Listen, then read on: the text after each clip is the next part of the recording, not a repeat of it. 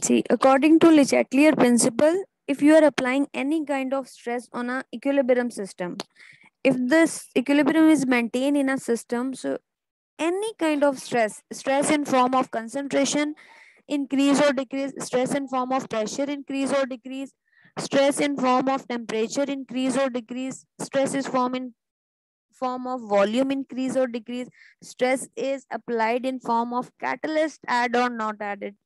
So Le Chatelier principle say you have to nullify that effect. Equilibrium system try to nullify that stress, that effect by shifting the equilibrium. अगर आपने equilibrium state पर कोई भी stress apply कर दिया तो Le Chatelier principal के according वो सिस्टम, इक्विलिब्रियम सिस्टम उस इफेक्ट को खत्म करने की, कैंसिल करने की कोशिश करता है. सबसे पहला इफेक्ट हम डिस्कस कर रहे थे, दैट वाज कंसंट्रेशन, कि कंसंट्रेशन कैसे इफेक्ट करती है. अब अगर मैं आपके सामने एक इक्वेशन लिखूं, इक्वेशन इज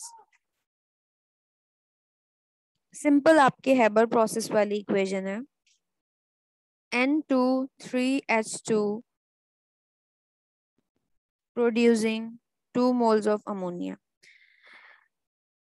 पहले हमने सारे इरिवर्सिबल रिएक्शंस की बात की थी कि उस पे फैक्टर्स कैसे इफेक्ट करते हैं अकॉर्डिंग टू कोलिजन थ्योरी, और अब हम डिस्कस कर रहे हैं रिवर्सिबल रिएक्शन जो कि डबल सिंगल एरो से रिप्रेजेंट हो रहे हैं. अब इसमें देखें, प्रोडक्ट की कंसंट्रेशन कम है, 2 मोल्स हैं प्रोडक्ट, और आपके जो रिएक्टेंट्स हैं वो हैं 4 मोल्स, 3 मोल्स हाइड्रोजन के और 1 मोल आपके नाइट्रोजन के, 4 मोल्स हैं.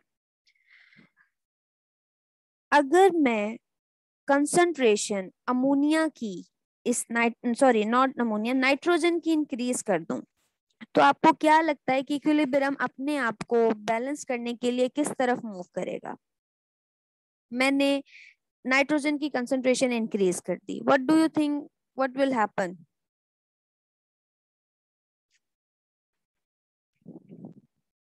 जी, अबीर, जिमल, जवेरिया, क्या लगता है बेटा आपको? अगर नाइट्रोजन की कंसंट्रेशन बढ़ा दूं, इक्विलिब्रियम मेंटेन है, और इक्विलिब्रियम ऐसे मेंटेन है कि 4 मोल्स आपके रिएक्टेंट में है और 2 मोल्स आपके प्रोडक्ट में, और इक्विलिब्रियम एस्टैब्लिश्ड, बैलेंस है, दोनों साइड पे बैलेंस्ड है. इक्विलिब्रियम अब किसी साइड पर नहीं शिफ्ट हो रहा, अब इक्विलिब्रियम दोनों तरफ जैसे सीसॉ बैलेंस हो जाता है ना, वैसे अब समझे ये बैलेंस है. लेकिन अब मैं नाइट्रोजन की साइड पे कंसंट्रेशन बढ़ा दूं, उस सीसॉ में एक साइड पर कंसंट्रेशन बढ़ जाए तो क्या होगा? लेफ्ट टू राइट पे जाए. जी, तो आपकी जो है वो इक्विलिब्रियम जो है, जो इस सिस्टम का इक्विलिब्रियम है, वो शिफ्ट कर जाएगा फॉरवर्ड डायरेक्शन में, फॉरवर्ड डायरेक्शन में मूव कर जाएगा आगे की तरफ, यानी कि आपकी अमोनिया की कंसंट्रेशन इंक्रीज हो जाएगी. क्योंकि आप नाइट्रोजन के मोल्स बढ़ा रहे हैं तो इक्विलिब्रियम डिस्टर्ब हो रहा है. इक्विलिब्रियम फौरन से डिस्टर्ब होने के बाद उस इफेक्ट को नलिफाई करने का, कैंसिल करने का सोचेगा, और उसे उस इफेक्ट को कि कंसंट्रेशन अमोनिया की ज्यादा हो रही है तो जल्दी जल्दी वो, नाइट्रोजन की ज्यादा हो रही है तो जल्दी जल्दी वो अमोनिया प्रोड्यूस करना शुरू कर देगा कि नाइट्रोजन की कंसंट्रेशन कम कर सके, ताकि इक्विलिब्रियम वापस स्टेब्लिश हो सके. मेरी बात समझ आ रही है बेटा? सो यस उस मैम. इफेक्ट को कैंसिल करने के लिए कि नाइट्रोजन की कंसंट्रेशन क्यों बढ़ गई एकदम से, तो अमोनिया ज्यादा से ज्यादा प्रोड्यूस होना शुरू हो जाएगा. तो इस कंडीशन में equilibrium, if you are increasing the concentration of nitrogen, equilibrium shift towards forward direction,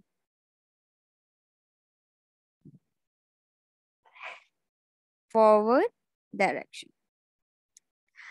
जी, इसी रिएक्शन को देखते हैं. If I am increasing the concentration of hydrogen, nitrogen की हमने देख ली, अगर मैं नाइट्रोजन की कंसंट्रेशन इंक्रीज कर दूं तो क्या होगा? हाइड्रोजन की कर दूं तो, अगर मैं हाइड्रोजन की कंसंट्रेशन, तो भी सेम यही आपका इक्विलिब्रियम शिफ्ट हो जाएगा प्रोडक्ट्स की तरफ, यानी कि राइट साइड पर equilibrium will shift towards forward direction, forward जाना शुरू कर देगा, आगे की तरफ जाना शुरू कर देगा.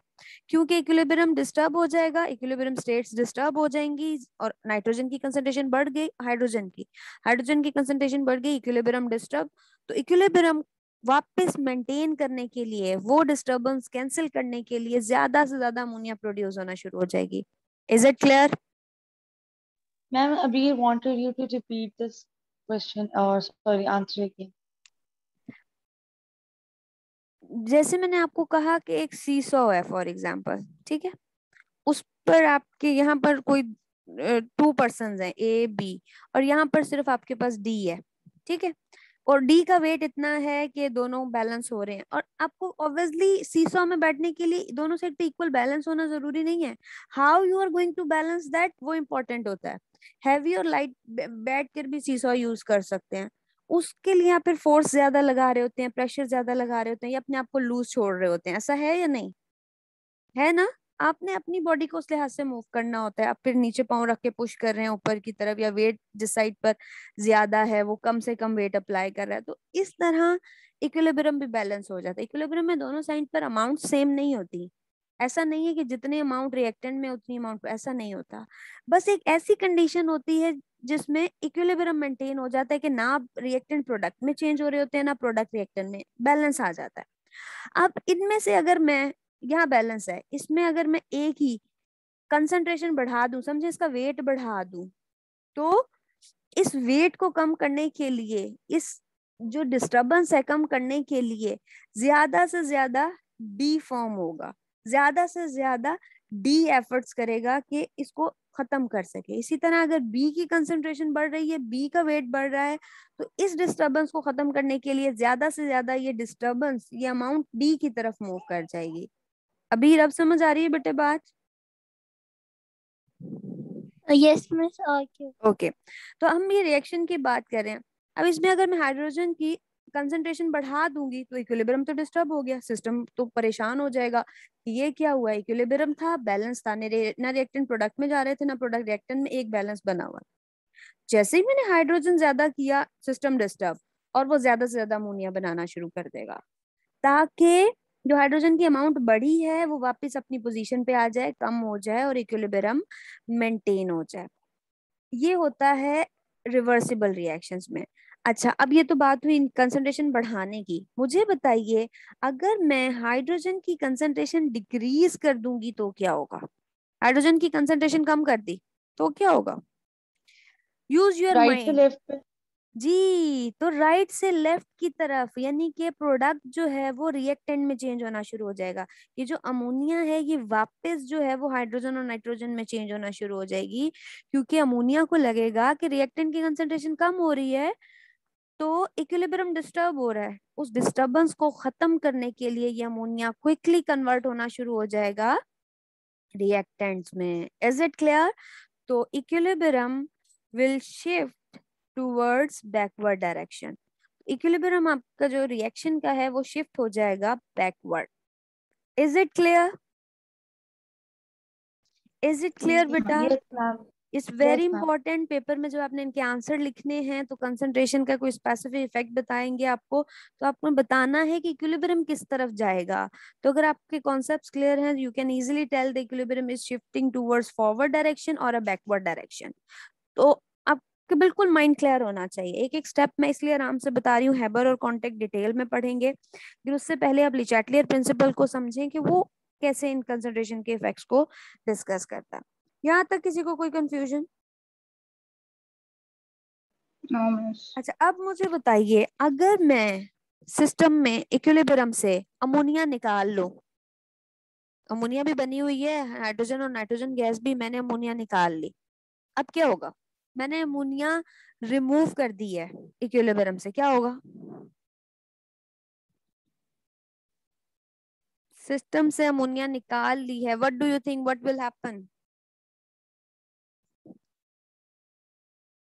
मिस और प्रोड्यूस हो जाएगी। जी, तो ये जो आपके रिएक्टेंट्स हैं ये जल्दी से जल्दी प्रोडक्ट बनाएंगे, तो equilibrium will shift towards towards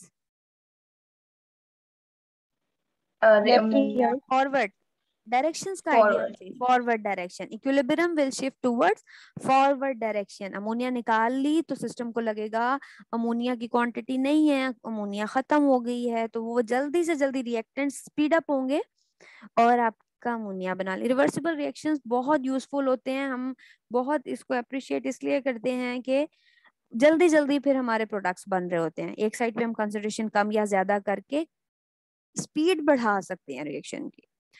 आगे चलते हैं। अगर मैं यही बातें हैं आपके कांटेक्ट प्रोसेस के लिए करूं जिसमें सल्फर ट्राइऑक्साइड बनती है, सेम चीजें अगर हम चेंज करें या बढ़ाएं जी। अब ये है एक कांटेक्ट प्रोसेस, ठीक है। इसमें अगर मैं सल्फर ट्राइऑक्साइड को रिमूव कर दूंगी तो इक्विलिब्रियम किस तरफ शिफ्ट हो जाएगा? फॉरवर्ड। Forward, very good. और अगर मैं इस रिएक्शन में SO2 की कंसंट्रेशन इंक्रीज कर दूंगी तो इक्विलिब्रियम किस तरफ शिफ्ट हो जाएगा? फॉरवर्ड। जी, किस तरफ होगा? लेफ्ट से राइट ही होगा। मिस तब भी फॉरवर्ड ही होगा। बताएं क्या होगा? मैम फॉरवर्ड ही होगा।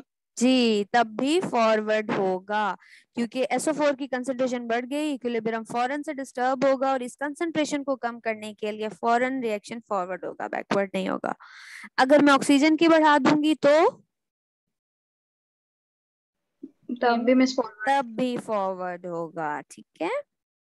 सिर्फ उसी कंडीशन में बैकवर्ड होगा जब सल्फर डाइऑक्साइड या ऑक्सीजन में मैंने किसी की कंसंट्रेशन डिक्रीज कर दी, या मैंने इसकी सल्फर ट्राइऑक्साइड की कंसंट्रेशन इंक्रीज कर दी। प्रोडक्ट की इंक्रीज करूंगी तो फिर बैकवर्ड आ जाएगा, सल्फर डाइऑक्साइड या ऑक्सीजन की कम करूंगी तो फिर बैकवर्ड आ जाएगा। Is it clear? Yes. Yes, easy है, समझ आ रही है बात? हाँ जी यस मिस। मैम। ओके, आगे चलते हैं। ये बात हो गई कंसंट्रेशन की। अब हम प्रेशर के इफेक्ट की बात करते हैं। प्रेशर और वॉल्यूम एक दूसरे के इनवर्सली प्रोपोर्शनल होते हैं, तो हम इन दोनों को थोड़ा साथ ही डिस्कस कर लेते हैं। मैंने आपको नहीं, आई गेस O2 को बताया था कि according to Boyle's law pressure is inversely proportional to volume. अगर आप ज्यादा प्रेशर अप्लाई करेंगे तो वॉल्यूम डिक्रीज हो जाएगा। गैसेस में ऐसा ही होता है, एक कंटेनर में एक गैस है, ये उसके मॉलिक्यूल्स हैं। अगर आप इस पर प्रेशर अप्लाई कर देंगे तो मॉलिक्यूल्स करीब करीब हो जाएंगे और ये यहाँ तक आ गया। फॉर एग्जांपल आपका जो लिड है वो यहाँ तक आ गई, प्रेशर अपने अप्लाई किया, मॉलिक्यूल्स करीब करीब हो गए, वॉल्यूम कम हुआ है ज्यादा, वॉल्यूम कम हो गया। है ना। कम। ये V2 था, ये ज्यादा था, अब हमारे पास ये इतना V1 हो गया, ये इसे V2 कहते हैं, ये अब कम हो गया, तो वॉल्यूम आपका कम हो जाता है। प्रेशर बढ़ाने से वॉल्यूम, अगर मैं प्रेशर लूज कर दूं, इसे ऊपर की तरफ ले जाऊं, यहाँ तक ले जाऊं, तो फिर क्या होगा? वॉल्यूम ज्यादा। वॉल्यूम वॉल्यूम ज्यादा हो ज्यादा, जाएगा। है ना। तो प्रेशर बढ़ाने से वॉल्यूम कम होता है, प्रेशर कम करने से वॉल्यूम ज्यादा होता है। इन दोनों को एक दूसरे के साथ समझना है। केमिकल इक्वेशंस में दोनों को एक दूसरे के साथ समझने की कोशिश करें। स्टार्ट करते हैं।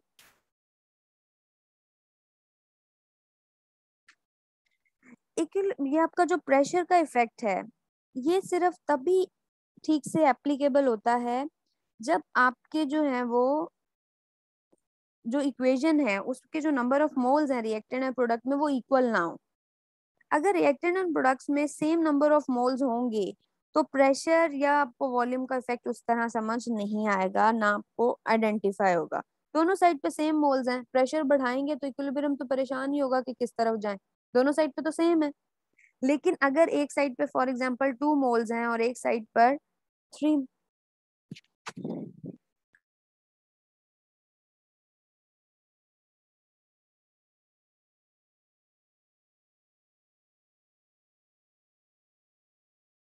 जी सॉरी, मैंने जरा माइक बंद किया था, पीछे मेरी बेटी आ गई थी। जी कंटिन्यू करते हैं, ठीक है। अगर आपके रिएक्टेंट्स हैं 2 मोल्स और प्रोडक्ट बन रहे हैं 3 मोल्स, अब अभी मैंने प्रॉपर इक्वेशन नहीं लिखी, जैसे एक जनरल या इस तरह कह लें, A है प्लस B है, ये 2 मोल्स हैं, और आपका C बन रहा है प्लस 2D, 3 मोल्स ये बन रहे हैं प्रोडक्ट के। अब इस कंडीशन में रिएक्टेंट और प्रोडक्ट्स के डिफरेंट नंबर ऑफ मोल्स हैं, यहाँ आप प्रेशर और वॉल्यूम का प्रॉपर इफेक्ट बता सकते हैं। लेकिन अगर दोनों साइड पर 2 मोल्स हैं तो प्रेशर बढ़ाएं या कम करें, दोनों साइड पे सेम मोल्स हैं, तो ऐसे आपको कोई इफेक्ट नजर नहीं आएगा, कोई इक्विलिब्रियम की डिस्टर्बेंस आइडेंटिफाई नहीं होगी। सो इट्स वेरी इंपॉर्टेंट कि आपके रिवर्सिबल रिएक्शन में गैसियस फेज में रिएक्टेंट और प्रोडक्ट के जो नंबर ऑफ मोल्स हैं वो इक्वल ना हो। Let's discuss. अच्छा, एक है आपकी यही वाली इक्वेशन ले लेते हैं, आपकी हैबर्स कॉन्टेक्ट प्रोसेस वाली ले लेते हैं। SO2 plus oxygen are reacting and making SO3। ठीक है, आपका ये प्रिपेयर हो रहा है। इसमें आप अगर मुझे बताइए कि प्रोडक्ट के नंबर ऑफ मोल्स कम है या ज्यादा।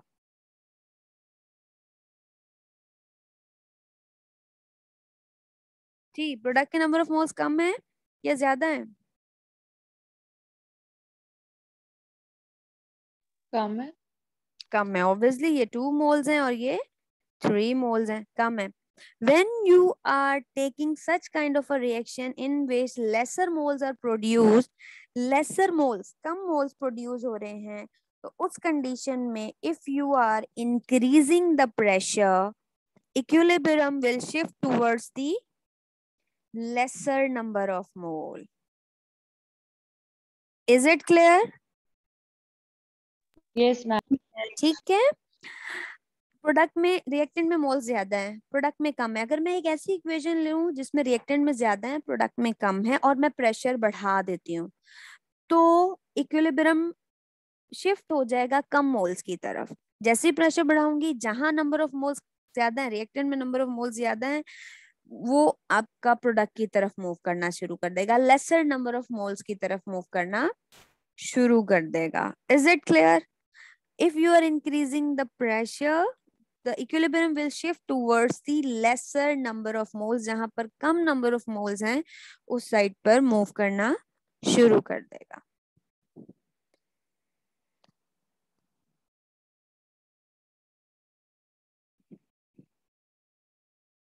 अगर प्रेशर इंक्रीज कर रही हूं तो वॉल्यूम क्या हो रहा है? वॉल्यूम क्या हो रहा है? कम हो रहा है। कम हो रहा है। कम हो रहा है। प्रेशर इंक्रीज करने का मतलब है वॉल्यूम डिक्रीज हो रहा है। If you are increasing the pressure और decreasing the volume, then reaction will move in forward direction. Pressure increase हो और वॉल्यूम आपका डिक्रीज हो रहा है। प्रेशर इंक्रीज हो रहा है, वॉल्यूम, प्रेशर इंक्रीज हो रहा है, वॉल्यूम डिक्रीज हो रहा है, तो आपके इक्विलिब्रियम ने हमेशा फॉरवर्ड डायरेक्शन में मूव करना है। When you are using lesser number of moles of product, forward direction में मूव करेंगे।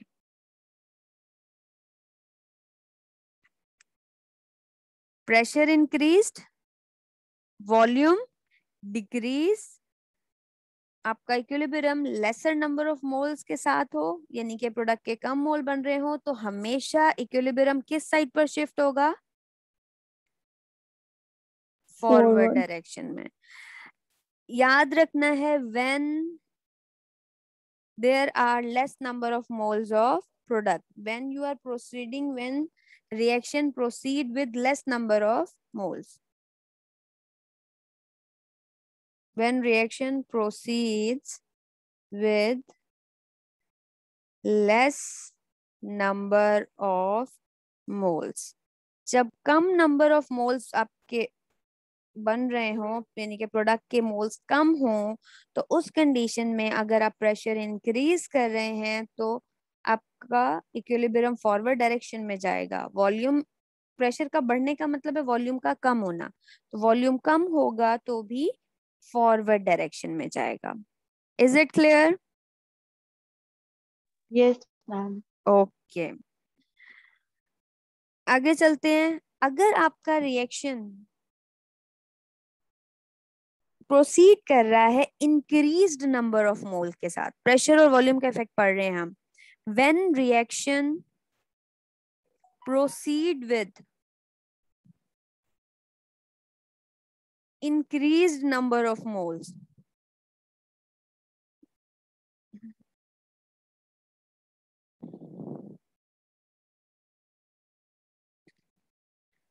तो क्या होगा? सो लेट्स सी, इसकी एग्जांपल देखते हैं। पहले तो हम एक इक्वेशन देख लेते हैं, PCl5 डिकम्पोज होता है PCl3 में, जो कि गैस है, तीनों गैसेस हैं, और आपकी होती है साथ में क्लोरीन गैस। अब आप इसमें देख सकते हैं कि आपके रिएक्टेंट में 1 मोल्स हैं और प्रोडक्ट में 2 मोल्स हैं। तो when the reaction proceed with the increase number of moles, जब ज्यादा नंबर ऑफ मोल्स बन रहे हों तो क्या होगा? अब इस कंडीशन में तो क्या होगा? मैं प्रेशर इंक्रीज करूंगी तो क्या होगा? Volume decrease. हाँ, volume decrease, pressure increase, volume decrease, equilibrium backward direction में जाएगा। Equilibrium will be moved in backward. Equilibrium आपका शिफ्ट हो जाएगा बैकवर्ड डायरेक्शन में। Is it clear? प्रेशर जैसे ही बढ़ाऊंगी तो अगर आपके ज्यादा नंबर ऑफ मोल्स हैं प्रोडक्ट के, तो आपका प्रेशर बढ़ाने पर आपका इक्विलिब्रियम किस साइड पे मूव कर जाएगा? backwards. Backward backward. डायरेक्शन में। ठीक है, जिस साइड पे नंबर ऑफ मोल्स ज्यादा हैं वो प्रेशर इंक्रीज करने की वजह से किस साइड पर चले जाएंगे? रिएक्टेंट जहां कम मोल्स हैं उस साइड पर। याद रहेगी ये बात? प्रेशर के इंक्रीज करने पर, प्रेशर के इंक्रीज करने पर मैंने सबसे पहली स्टेटमेंट बताई थी, प्रेशर इंक्रीज जब भी होता है रिएक्शन उस तरफ जाता है जब कम मोल्स हो। ठीक है, उसके बाद मैंने इसे 2 तरह से बताया कि अगर आपने एक रिएक्शन ऐसा स्टार्ट किया है जो कि कम मोल्स के साथ प्रोसीड कर रहा है, कम मोल्स बन रहे हैं प्रोडक्ट के, उस कंडीशन में प्रेशर बढ़ा देंगे तो आपका इक्विलिब्रियम फॉरवर्ड होगा। ऑब्वियस सी बात है, क्योंकि लेस नंबर ऑफ मोल्स हैं प्रोडक्ट में, तो उस तरफ इक्विलिब्रियम मूव कर जाएगा इस डिस्टरबेंस को नलीफाई करने के लिए। और अगर आपका रिएक्शन ज्यादा नंबर ऑफ मोल्स के साथ प्रोसीड कर रहा है तो प्रेशर बढ़ाने की वजह से जहां नंबर ऑफ मोल्स ज्यादा है वो चले जाएंगे बैकवर्ड साइड पर, रिएक्टेंट की तरफ जहां नंबर ऑफ मोल्स कम है। कोई कंफ्यूजन, कोई डाउट? आप इतनी सी अगर बात याद रख लें कि equilibrium will shift towards the lesser number of moles, तो आपकी सारी कंफ्यूजन दूर हो जाएगी। जी, क्लियर है? मैम यहाँ पे हम लोग ये वाला कॉन्सेप्ट यूज करते थे, higher concentration to lower concentration. Concentration तो नहीं कहेंगे, मोल्स कहिए आप, कि नंबर ऑफ मोल्स जो हैं वो आपके जो हैं वो ज्यादा या कम हो। लाइक कॉन्सेप्ट वो वाला ले सकते हैं ना, जिस तरह उसके रूल्स होते हैं। हाँ, अगर ले किसी सकते जगह पे हैं। चीज ज्यादा है तो ठीक है, ठीक है, बस लेस की तरफ जाना है उसने, जहां लेस आपके नंबर ऑफ मोल्स हैं। ठीक है, क्योंकि दोनों का कंसंट्रेट मैसेज तो सेम ही है। अगर आप इन्हें कैलकुलेट करके देखें दोनों साइड पे मैसेज तो सेम ही आ रहे हैं, मोल्स में फर्क आ रहा है। इसका ऑपोजिट याद रखना है, जहां प्रेशर इंक्रीज है वहां डिक्रीज इन वॉल्यूम है। तो जब आप प्रोसीड कर रहे हैं laser number of moles, increase number of mole के साथ, और वॉल्यूम हो रहा है डिक्रीज, तो बैकवर्ड। अगर वॉल्यूम इंक्रीज हो जाएगा तो फॉरवर्ड हो जाएगा। वॉल्यूम इंक्रीज कर दूंगी तो रिएक्शन फॉरवर्ड हो फॉरवर्ड जाएगा। हो जाए। ऐसा क्यों होगा? क्योंकि सिस्टम को लगेगा, जब मैंने इस पर वॉल्यूम कम किया तो सिस्टम को लगेगा, क्योंकि गैस है और गैस के मॉलिक्यूल्स स्प्रेड कर जाते हैं फौरन, जितनी स्पेस मिलती है फैल जाते हैं ना। तो मैं जैसे ही वॉल्यूम बढ़ा दूंगी तो सिस्टम को लगेगा कि शायद PCl5 बढ़ गया है। मेरी बात समझ आ रही है? वॉल्यूम बढ़ जाएगा, गैस फैल जाएगी, तो सिस्टम को लगेगा कि शायद ये जो PCl5 है इसके जो हैं वो मोल्स बढ़ गए हैं। वॉल्यूम बढ़ने से उसे लगेगा कि शायद मोल्स बढ़ गए हैं, हालांकि मोल्स उतने ही रहेंगे, सिर्फ वॉल्यूम बढ़ेगा। वॉल्यूम बढ़ने से सिस्टम को, इक्विलिब्रियम को ये डाउट होगा कि शायद मोल्स बढ़ गए हैं, और वो इस डिस्टर्बेंस में फॉरवर्ड जाना शुरू कर देगा। समझ आ रही है बात? Volume increase yes. किया, सिस्टम में गैस वो पूरी स्प्रेड कर जाएगी, पूरे सिस्टम में ऊपर तक फैल गई है। जब गैस पूरे सिस्टम में स्प्रेड कर जाएगी तो सिस्टम को लगेगा कि शायद मोल्स बढ़ गए हैं, हालांकि मोल्स नहीं बढ़ रहे, मोल्स उतने ही हैं, लेकिन सिस्टम में डिस्टरबेंस आ गई, उसे एक स्ट्रेस मिल गया, और सिस्टम अपना उस स्ट्रेस खत्म करने के लिए इक्विलिब्रियम किस साइड पे ले जाएगा? फॉरवर्ड डायरेक्शन में। ठीक है, और इसका मतलब है वॉल्यूम बढ़ाने का मतलब है क्या चीज डिक्रीज हो रही है? डिक्रीज क्या चीज हो रही है?